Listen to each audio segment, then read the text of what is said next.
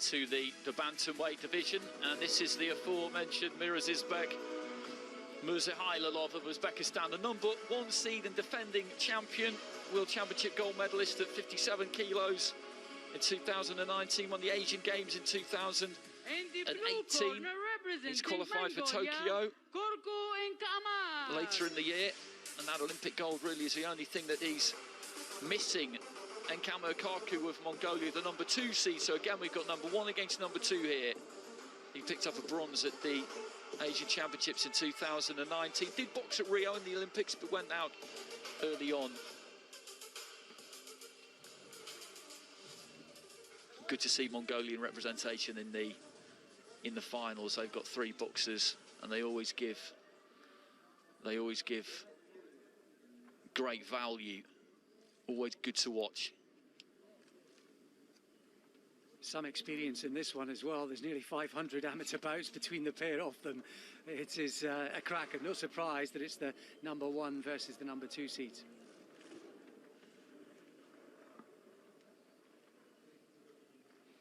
So Mirzahalilov of Uzbekistan looking to make it 3 out of 3 for the Uzbek Federation on men's finals day. He's in red. Karku of Mongolia is in blue. Karku just fires off a nice snappy 1-2 there right at the very beginning. We've got 2 orthodox fighters here, which is a little bit of a rarity in elite level international amateur boxing. Looking for the right hand again there, Karku.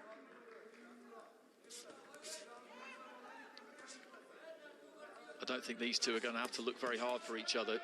He looked at them from side on there, and they're just right on that borderline of range, in the pocket almost, really. I love these kinds of fights where it's down to the reflexes. They're backing those reflexes, they're backing that head movement. They want to be in there, don't they, Alex? They want to be up close and personal, set those little traps, draw a mistake, make their opponent miss, and then really make them pay. Rare to see a boxer like Mirzahalilov as well content to come forward under a high guard.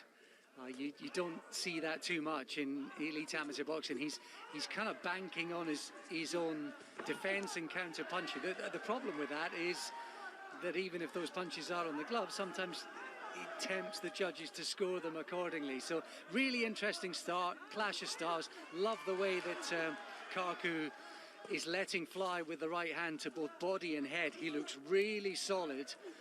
He's the kind of fighter you could see over more than 3 rounds in the next couple of years. So this is set up to be a cracker. It looked it on paper, it's already shaping up.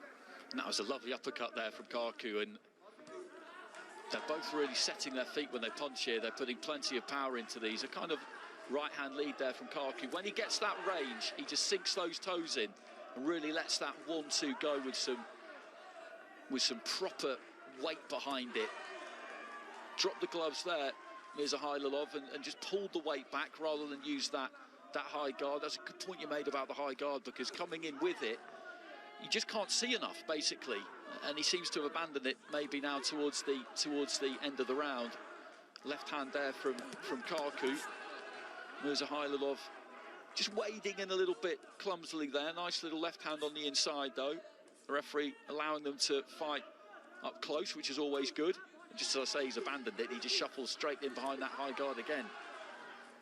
Great credit to Mirzahalilov, because it looked like early on that Karku was the stronger fighter, maybe the bigger puncher. And since then, he's just got on the front foot, and he's meeting fire with fire. It's a great attitude from him. Really set up nicely, this. Both landing short right hands up close too.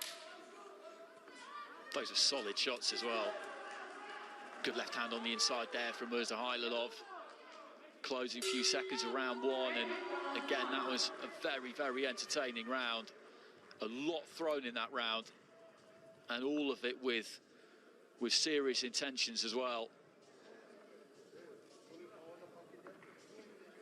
Love the way that Karku started that, Andy, the confidence.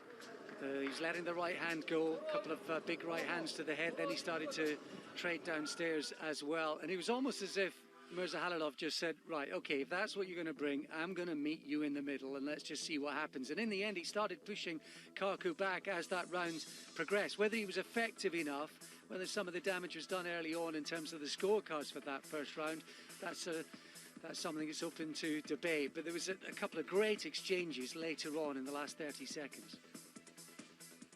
And that was one there where they both just landed those short right hands, and you could see both of them recoil just slightly. They were both moving forward onto the punches as each received it. So into the second round, Mongolia in blue and Kamu, Uzbekistan in red, defending champion Miraaziz Mirzahalilov, reigning world champion as well, reigning Asian Games champion, has got his place in Rio, the #1 seed against the #2 seed. So this is what the organisers expected when the competition started, and both of these two have done their part to get to the final, looking to try and land that left hand. That's good defence up close there. Good blocking from Mirzahalilov. Great head movement there from Karku. These two just displaying the two different ways that you can go about avoiding punishment. Little cheeky right to the body there from Karku.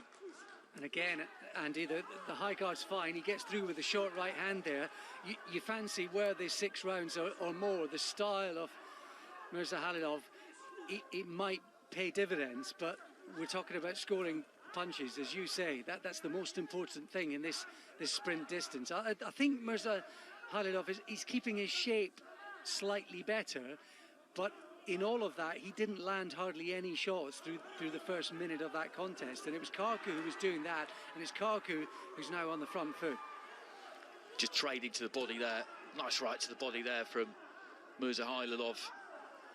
Got his head off the punching line as he threw it, just dipped to the left-hand side midway through round 2, and there's been a lot of leather thrown by these two. The tempo has been very, very fierce. It'll be interesting to see if either one of them maybe wilts in the second half of the fight. Big right hand there from Mirzahalilov, then a right comes back from Karku.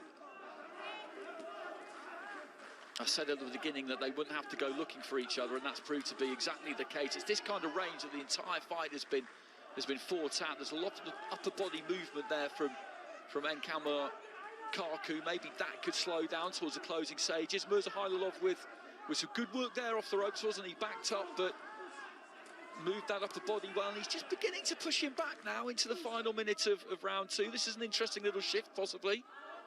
These two are going to need a long soak in a bath later on. This is a hard, tough fight. These are two hard, tough men who are asking questions of each other, and neither want to be denied. This is fantastic stuff. This is a really good fight.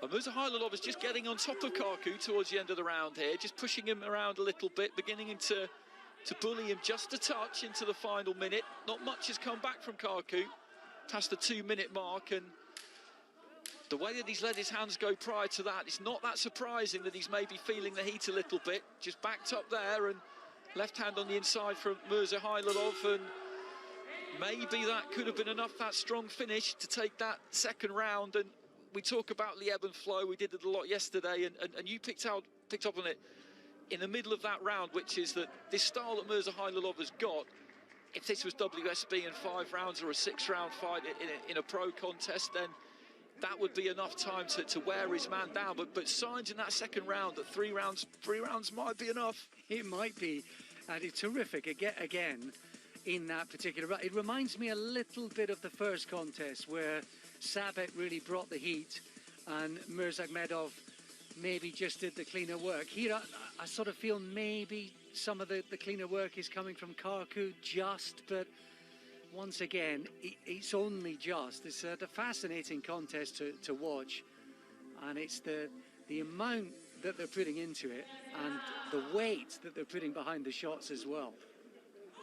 It's been absolutely terrific. Into the third and final round, we've had a brilliant start to men's finals day. We really have. It was always going to be fiercely competitive. The standard absolutely supersonic with the nations involved that we've got. Uzbekistan, Kazakhstan, India, Mongolia contributing these finals. A slip there according to the referee, so no knockdown. The gloves just being wiped off. Wouldn't mind seeing that again, Andy, because there was a body shot that went in, a right to the body. It did look like there might have been a trip of the feet. There was a right hand, I think, landed to the body, and Karku's just landed another in that exchange. If we thought it was ferocious before, it looks like they found another gear. Unbelievable stuff there. Right hand upstairs from Karku, who's really raised it at the start of this third round. I think he realised that he just let it drop big time towards the end of the second round, and he's come out here looking to try and really put his stamp on this third and final round, a bit like he did at the very beginning of the fight when he just took the centre of the ring and just let a heavy 1-2 go. So they both get a little bit of a break here, which they will not be displeased about at all. 52 seconds into round 3, and that has been an absolutely torrid start to this third and final round. And you get the sense the Mongolian, as I say, realised that he couldn't allow Mirzahalilov to pick up where he finished off at the end of that second round. And again, just trading on the inside there. Nice slip away to his left from Mirzahalilov. Karku getting up close, dipping the head a little bit low maybe. That's what the referee's saying.